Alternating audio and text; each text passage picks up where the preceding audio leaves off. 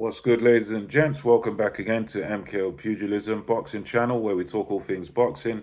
Like, subscribe, hit the bell notification, all that good stuff. And today we're going to be talking about, as we're days out now from the Day of Reckoning card, which is going to be taking place in Saudi Arabia.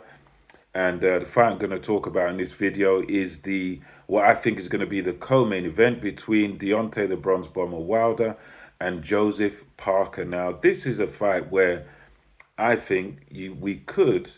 I don't think it's probable, but I think this is one of those fights where we could even get an upset on the card, depending on Joseph Parker's tactics.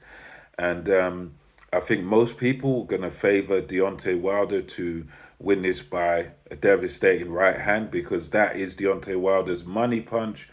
And we've seen it time and time again where what Deontay Wilder does is his tactics is to basically get outboxed for the majority of the fight and then just wait and wait and wait, be willing to wait until the middle rounds, and then eventually land a right hand that puts the guy to sleep. That's what he done against Louis Ortiz. He was losing that fight. He came close to getting stopped against Louis Ortiz, but then eventually recovered, and then he waited and waited, lands the right hand, and it was all over.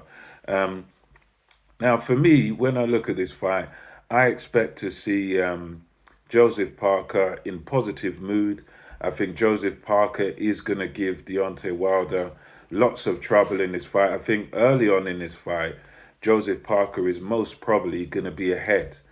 I think this is going to be one of those occasions where Joseph Parker is going to outbox Wilder from early in the fight, because I think Deontay is...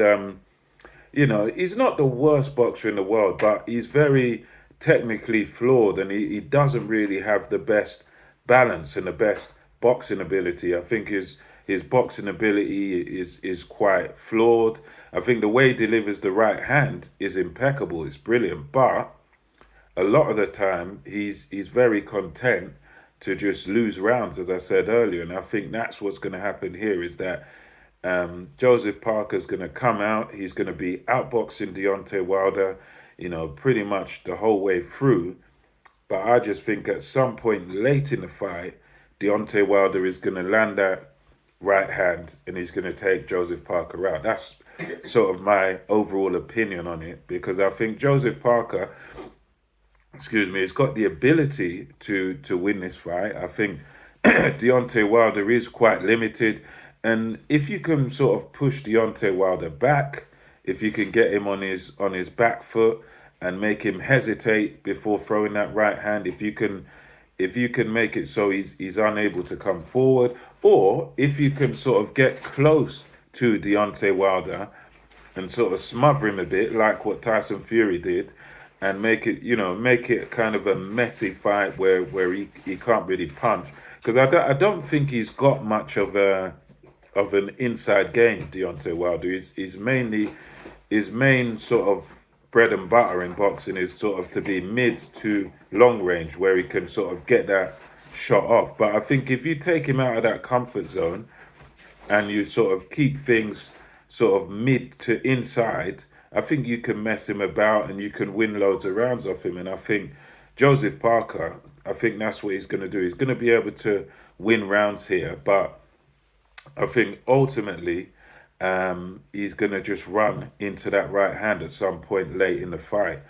It's interesting, because I think you'd be foolish not to give Joseph Parker a chance. I think you've got to give him a chance, because at the end of the day, the guy's a former world champion. He gave a lot of people trouble in fights, and he's been at the top level, and very few. I think it's only one guy that's ever stopped him, and that's Joe Joyce.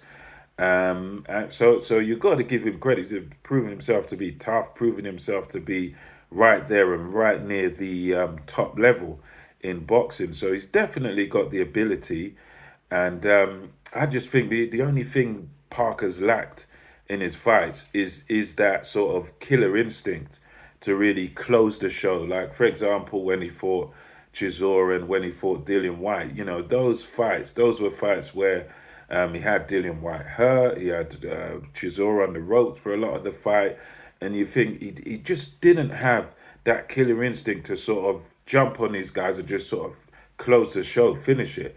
Um, and I think that might come into play when it comes to this fight here. And that's just my thoughts on it. I think we're going to see Deontay Wilder once again get outboxed, get outworked, and perhaps even outclassed at some points in his fight. But then I think ultimately I'm not confident in Joseph Parker being able to sort of stay away from Deontay Wilder's power for 12 rounds, because although Tyson Fury done it, Tyson Fury's a lot bigger guy, a lot sort of bulkier, stronger guy. When you got that size and you lean on someone, it's a big difference. Whereas Joseph Parker's kind of shorter than Deontay Wilder. He doesn't have that size and that strength of a bigger guy. So that's my opinion on it. Deontay Wilder by late rounds KO after getting outboxed. But yeah, let me know your thoughts on this fight in the comment section below. Do you think Deontay Wilder, the favourite's going to win? Or do you think Joseph Parker might be able to pull something off? Let me know your thoughts. And until next time, it's MKO Pugilism over and out.